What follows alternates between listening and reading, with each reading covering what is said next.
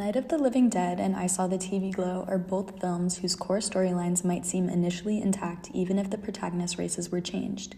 Yet the way audiences and critics interpret these films can shift dramatically based on who is doing the reading. When Dwayne Jones was cast as Ben in Night of the Living Dead, Black audiences and many critics understood the film, especially with Ben's bleak final moments, as a powerful commentary on racial violence and the realities of anti-Blackness in America. Conversations around that film consistently highlighted race as central to its meaning, making Ben's death inseparable from the social and political climate of the late 1960s. I Saw the TV Glow offers a sharp contrast.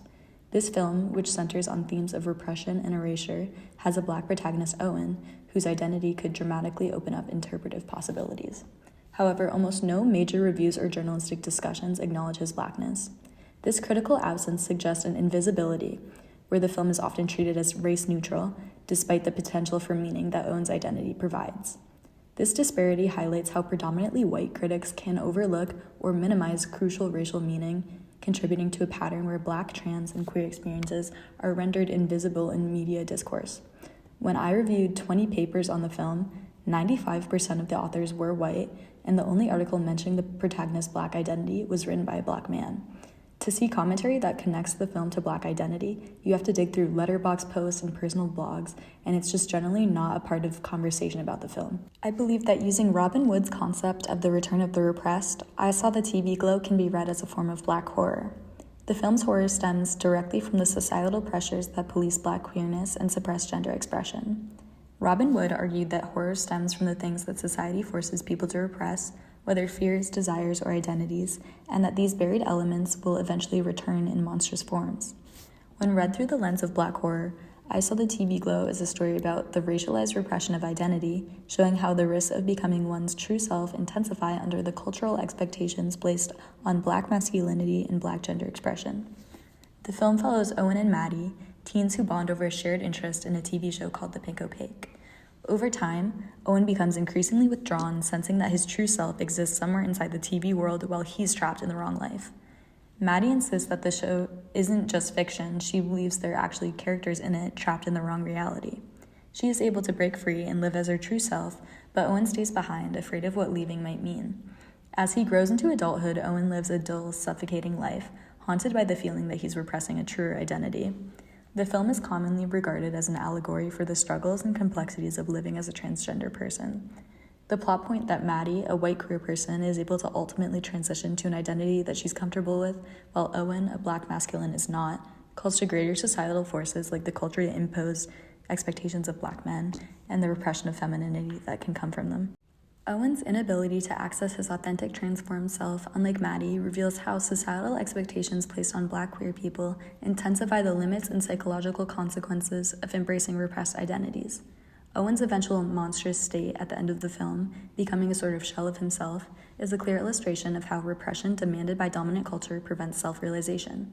In this interpretation, societal repression itself becomes a torturous being.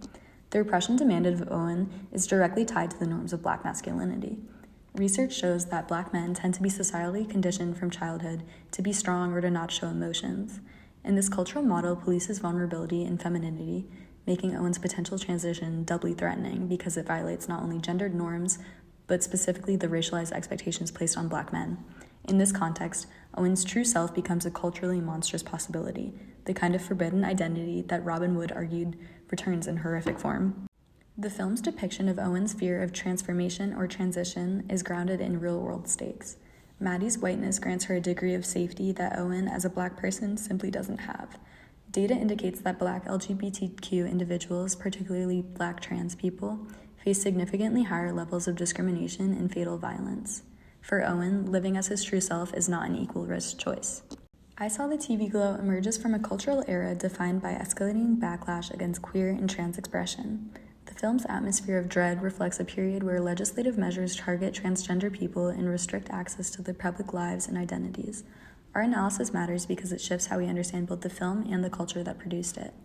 While much commentary focuses on the film's trans allegory, incorporating Owen's Black identity reveals a crucial set of political and cultural stakes. It shows us that the repression at the center of the film is not experienced equally. The pressures placed on Black queerness limit the possibility of transformation in ways that white queer characters like Maddie are not subject to. The invisibility of race in mainstream critical conversation about I Saw the TV Glow becomes an extension of the film's own themes, the idea that Black trans selfhood is so culturally repressed that it can disappear even in conversations meant to illuminate it. Finally, before I close, I do want to clarify that pointing out how Owen, as a Black queer person, faces additional layers of repression doesn't mean that white, trans, or queer people don't experience harm or discrimination, because they absolutely do. What this analysis highlights is that the pressures placed on Black queer selfhood create a different set of risks and constraints, which are ones that only become visible in this film when we acknowledge Owen's identity. That difference is exactly why Black queer representation matters so much.